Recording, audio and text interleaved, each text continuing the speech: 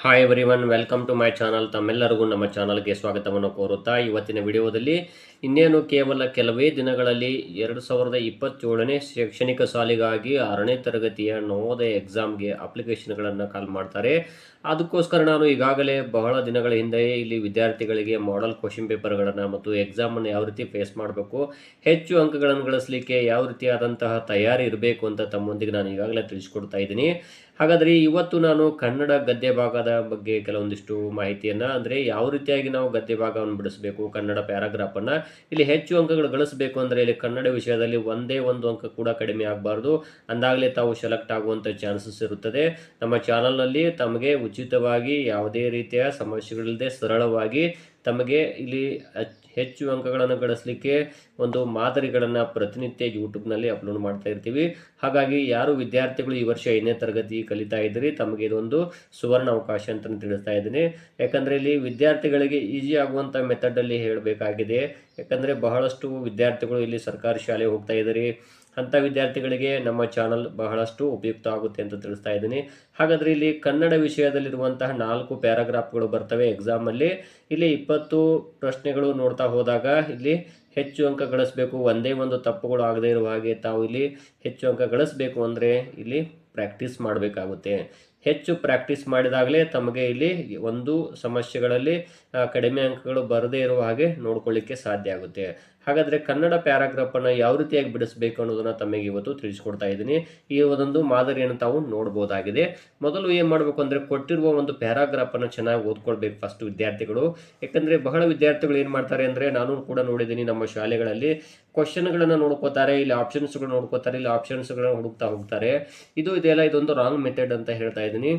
ಮೊದಲು ಏನು ಕೊಟ್ಟಿರ್ತಾರೆ ಕನ್ನಡ ಪ್ಯಾರಾಗ್ರಾಫನ್ನು ಒನ್ ಟೈಮ್ ಓದ್ಕೊಳ್ಬೇಕು ಫಸ್ಟು. ಯಾಕಂದರೆ ನೀವು ಕ್ವಶನ್ ಓದ್ಕೊಂಡು ಪ್ರಶ್ನೆಗಳಿಗೆ ಉತ್ತರ ಹುಡುಕ್ತಾ ಹೋದರೆ ಅದು ಸಿಗೋದಿಲ್ಲ. ಯಾಕಂದರೆ ಕೆಲವೊಂದು ಇಲ್ಲಿ ಅನ್ವಯದ ಅಥವಾ ಅಪ್ಲೈಡ್ ಕ್ವಶನ್ಸ್ಗಳು ಬಂದಿರ್ತಾವೆ. ಆದ್ದರಿಂದ ವಿದ್ಯಾರ್ಥಿಗಳು ಮೊದಲು ಏನು ಮಾಡಬೇಕು, ಪ್ಯಾರಾಗ್ರಾಫನ್ನು ಓದ್ಕೊಳ್ಬೇಕು. ಸೊ ಹಾಗಾದರೆ ನೋಡಿ, ಉತ್ತರ ಭಾರತದಲ್ಲಿ ಬಾಕ್ರಾ ನಂಗಲ್ ಯೋಜನೆಯು ಬೃಹತ್ ನದಿ ಕಣಿವೆಯ ಯೋಜನೆಯಾಗಿದೆ. ಹಿಮಾಚಲ ಪ್ರದೇಶ, ಪಂಜಾಬ್, ಹರಿಯಾಣ, ರಾಜಸ್ಥಾನ ಹಾಗೂ ದೆಹಲಿ ರಾಜ್ಯಗಳು ಈ ಯೋಜನೆಯ ಲಾಭವನ್ನು ಪಡೆದುಕೊಂಡಿವೆ. ಬಾಕ್ರಾ ಆಣೆಕಟ್ಟಿನ ಎತ್ತರವು 225 ಮೀಟರ್ಗಳಾಗಿದ್ದು ಅದು ಸಟ್ಲೆಜ್ ನದಿಯ ಮೇಲೆ ಕಟ್ಟಲಾಗಿರುವ ಜಗತ್ತಿನ ಅತ್ಯಂತ ಎತ್ತರದ ಗುರುತ್ವಾಕರ್ಷಣೆಯನ್ನು ಹೊಂದಿದೆ. ನದಿಯ ಎರಡೂ ಪಕ್ಕದಲ್ಲಿ 2 ಗುಡ್ಡಗಳ ಮಧ್ಯೆ ಬೃಹತ್ ಗೋಡೆಗಳನ್ನು ಕಟ್ಟಲಾಗಿದೆ. ಈ ಅಣೆಕಟ್ಟು ಕಟ್ಟಲು ಬಳಸಲಾಗಿರುವ ಸಿಮೆಂಟು ಕಾಂಕ್ರೀಟ್ ಎಷ್ಟಾಗಿತ್ತೆಂದರೆ ಅದರಿಂದ ದೆಹಲಿಯಿಂದ ಲಂಡನ್ವರೆಗೆ ಹೆದ್ದಾರಿಯನ್ನು ನಿರ್ಮಿಸಬಹುದಾಗಿದ್ದೆಂದು ಹೇಳುತ್ತಾರೆ. ಈ ಅಣೆಕಟ್ಟಿನ ಹಿಂದೆ ಕಟ್ಟಿರುವ, ನೋಡ್ತಾ ಹೋಗಿ ತಾವುಗಳು ಕೂಡ, ಮಾನವ ನಿರ್ಮಿತ ಕೆರೆಗೆ ಗುರು ಗೋವಿಂದ್ ಸಿಂಗ್ರವರ ಸ್ಮರಣಾರ್ಥವಾಗಿ ಗೋವಿಂದ್ ಸಾಗರ ಎಂದು ಹೆಸರಿಡಲಾಗಿದೆ ಅಂತ ಹೇಳಿದ್ದಾರೆ. ಸೊ ಈ ಮೊದಲಿಗೆ ಪ್ಯಾರಾಗ್ರಾಫನ್ನು ನಾವು ಓದ್ಕೊಂಡ್ವಿ. ಈಗ ಪ್ರಶ್ನೆಗಳು ಯಾವ ರೀತಿ ಬಂದಿದ್ದಾವು ನೋಡ್ರಿ. ಬಾಕ್ರಾ ನಂಗಲ್ ಯೋಜನೆಯು ಯಾವ ದಿಕ್ಕಿನಲ್ಲಿದೆ ಅಂತ ಹೇಳಿದರೆ ಇದು ಪೂರ್ವ, ಪಶ್ಚಿಮ, ಉತ್ತರ, ದಕ್ಷಿಣ ಅಂತ ಕೊಟ್ಟಿದ್ದಾರೆ. ಹಾಗಾದ್ರೆ ಇಲ್ಲಿ ನೋಡ್ತಾ ಹೋದರೆ ಇಲ್ಲಿ ಎಲ್ಲಿಯೂ ಕೂಡ ಆ ದಿಕ್ಕು ಅಂತ ಕೊಟ್ಟಿಲ್ಲ. ಅದನ್ನು ನಾವು ಅರ್ಥ ಮಾಡ್ಕೊಳ್ಬೇಕು. ನೋಡ್ರಿ, ಉತ್ತರ ಭಾರತದಲ್ಲಿ ಅಂತ ಹೇಳಿದ್ದಾರೆ. ನೋಡ್ರಿ, ಉತ್ತರ ಭಾರತದಲ್ಲಿ ಬಾಕ್ರಾ ನಂಗಲ್ ಯೋಜನೆ ಅಂತ ಹೇಳಿದ್ದಾರೆ. ಸೊ ಉತ್ತರ ಅಂತ ಆನ್ಸರು ಆಗುತ್ತದೆ. ಸೊ ಇಲ್ಲಿ ಸಿ ಆಪ್ಷನ್ ಆಗುತ್ತದೆ. ಯಾವ ನದಿಯ ಮೇಲೆ ಇದನ್ನು ಕಟ್ಟಲಾಗಿದೆ? ಇಲ್ಲಿ ಬೀಸ್, ರಾವಿ, ಸತ್ಲೇಜ್, ಗಂಗಾ ಅಂತಿದೆ. ಇಲ್ಲಿ ನೋಡ್ಬೋದು, ಉತ್ತರ ಭಾರತದಲ್ಲಿ ಬಾಕ್ರಾ ನಂಗಲ್ ಯೋಜನೆ ಬೃಹತ್ ನದಿ ಕಣಿವೆಯ ಯೋಜನೆಯಾಗಿದೆ. ಹಿಮಾಚಲ ಪ್ರದೇಶ, ಪಂಜಾಬ್, ಹರಿಯಾಣ, ರಾಜಸ್ಥಾನ ಹಾಗೂ ದೆಹಲಿ ರಾಜ್ಯಗಳು ಈ ಯೋಜನೆಯ ಲಾಭವನ್ನು ಪಡೆದುಕೊಂಡಿವೆ. ಬಾಕ್ರಾ ಅಣೆಕಟ್ಟಿನ ಎತ್ತರವು 225 ಮೀಟರ್ಗಳಾಗಿದ್ದು ಅದು ಸಟ್ಲೇಜ್ ನದಿಯ ಮೇಲೆ ಅಂತ ಹೇಳಿದ್ದಾರೆ. ನೋಡ್ರಿ, ಹಾಗಾದರೆ ಇಲ್ಲಿ ಆನ್ಸರ್ ಯಾವುದಾಗುತ್ತೆ? ಸಟ್ಲೇಜ್ ನದಿಯ ಮೇಲೆ. ಸೊ ಇಲ್ಲಿ ಸಿ ಆಪ್ಷನ್ ಆಗುತ್ತದೆ. ಇಲ್ಲಿ ಕೆರೆಯ ಹೆಸರು ಏನು ಅಂತ ಕೊಟ್ಟಿದ್ದಾರೆ? ಬಾಕ್ರಾ, ಸಟ್ಲೇಜ್, ಗೋವಿಂದ್ ಸಾಗರ್, ಗುರು ಗೋವಿಂದ್ ಸಿಂಗ್ ಅಂತಿದೆ. ಇಲ್ಲಿ ನೋಡ್ಬೋದು, ಈ ಅಣೆಕಟ್ಟಿನ ಹಿಂದೆ ಕಟ್ಟಿರುವ ಮಾನವ ನಿರ್ಮಿತ ಕೆರೆಗೆ ಗುರು ಗೋವಿಂದ್ ಸಿಂಗ್ ರವರ ಸ್ಮರಣಾರ್ಥವಾಗಿ ಗೋವಿಂದ್ ಸಾಗರ ಅಂತ ಹೇಳಲು ಇಲ್ಲಿ ಹೆಸರನ್ನು ಕರೆಯಲಾಗಿದೆ. ಸೊ ಇದು ಕೂಡ ಏನಂದರೆ ಇಲ್ಲಿ ಗೋವಿಂದ್ ಸಾಗರ, ಸಿ ಆಪ್ಷನ್ನೇ ಆಗುತ್ತದೆ. ಈ ರೀತಿ ತಾವು ವಿದ್ಯಾರ್ಥಿಗಳು ಏನು ಮಾಡಬೇಕು, ಕೊಟ್ಟಿರುವ ಪ್ರಶ್ನೆಗಳಿಗೆ ಉತ್ತರ ನೋಡ್ರಿ. ಕೆಲವೊಂದು ಪ್ರಶ್ನೆಗಳಿಗೆ ಉತ್ತರ ಮೊದಲಿಗೆ ಬರುತ್ತೆ, ಕೆಲವು ಸಾರಿ ಲಾಸ್ಟಿಗೆ ಇರುತ್ತೆ, ಕೆಲವು ಸಾರಿ ನಡುವೆ ಇರುತ್ತೆ. ಸ್ವಲ್ಪ ಕನ್ಫ್ಯೂಸ್ಗಳನ್ನು ಮಾಡಿರ್ತಾರೆ ಅವರು. ಹಾಗಾಗಿ ವಿದ್ಯಾರ್ಥಿಗಳು ಸ್ವಲ್ಪ ಸರಳವಾಗಿ ಓದ್ಕೊಳ್ಬೇಕು. ಫಸ್ಟು ಏನಿದೆ ಅಂತ ಕ್ವಶನ್ಗಳನ್ನು ಅರ್ಥ ಮಾಡಬೇಕು. ಫಸ್ಟು ಆಣೆಕಟ್ಟು ಕಟ್ಟಲು ಏನನ್ನು ಬಳಸಲಾಗಿದೆ? ಇಲ್ಲಿ ಸಿಮೆಂಟ್ ಕಾಂಕ್ರೀಟು, ಕಾಂಕ್ರೀಟ್ ಇಟ್ಟಿಗೆಗಳು ಮತ್ತು ಇಲ್ಲಿ ಇಟ್ಟಿಗೆಯ ಕಾಂಕ್ರೀಟು, ಮೇಲಿನ ಯಾವುದೂ ಅಲ್ಲ ಅಂತ ಹೇಳಿದ್ದಾರೆ. ಇಲ್ಲಿ ನೋಡ್ಬೋದು, ಈ ಆಣೆಕಟ್ಟು ಕಟ್ಟಲು ಬಳಸಲಾಗಿರುವ ಸಿಮೆಂಟ್ ಕಾಂಕ್ರೀಟು ಅಂತ ಹೇಳಿದ್ದಾರೆ. ನೋಡ್ರಿ, ಸೊ ಇದನ್ನು ತಾವು ಗಮನಿಸಬೇಕು. ಈ ರೀತಿ ಕ್ವಶನ್ಗಳಿಗೆ ಆನ್ಸರ್ ಇರುತ್ತೆ ನೋಡಿ. ನಾನು ಆಗಲೇ ಹೇಳಿದಾಗ ಇದರಲ್ಲಿ ಯಾವುದಾಗುತ್ತೆ ಆನ್ಸರ್ ಅಂದರೆ ಸಿಮೆಂಟ್ ಕಾಂಕ್ರೀಟು ಆಗುತ್ತದೆ. ಇಲ್ಲಿ ನೋಡ್ಬೋದು ತಾವುಗಳು ಕೂಡ, ಇಲ್ಲಿದೆಲ್ಲ ಸಿಮೆಂಟ್ ಕಾಂಕ್ರೀಟು ಅಂತ ಹೇಳಿದ್ದಾರೆ.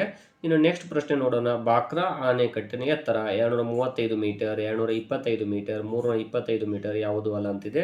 ಇಲ್ಲಿ ಕೊಟ್ಟಿದ್ದಾರೆ, ಓದ್ತಾ ಹೋಗ್ಬೇಕು ಮೊದಲಿಗೆ ತಾವು.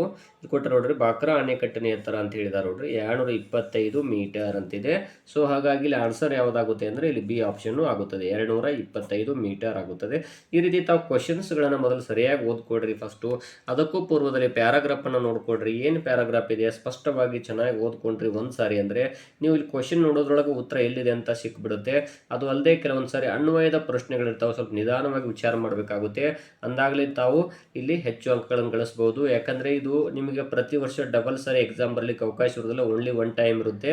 ಸೊ ಎಕ್ಸ್ಪೀರಿಯನ್ಸ್ ಕೂಡ ಇರೋದಿಲ್ಲ. ಸೊ ನಿಮಗೆ ಬೇಕಾಗಿರುವುದಿಲ್ಲ ಏನಂದರೆ ಇಲ್ಲಿ ಪ್ರಾಕ್ಟೀಸ್ ಬೇಕಾಗುತ್ತದೆ.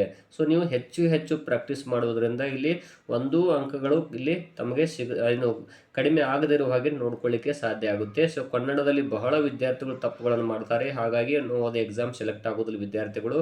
ಸೊ ತಾವುಗಳು ಹೆಚ್ಚೆಚ್ಚು ಪ್ರಾಕ್ಟೀಸ್ ಮಾಡಬೇಕು. ನಮ್ಮ ಚಾನಲ್ನಲ್ಲಿ ತಮಗೆ ಪ್ರತಿನಿತ್ಯ ಕೂಡ ನವೋದಯಕ್ಕೆ ಸಂಬಂಧಪಟ್ಟಂತಹ ಒಂದು ವಿಡಿಯೋಗಳು ಬಂದೇ ಬರುತ್ತದೆ ಅಂತ ತಿಳಿಸ್ತಾ ಇದ್ದೀನಿ. ಧನ್ಯವಾದಗಳು.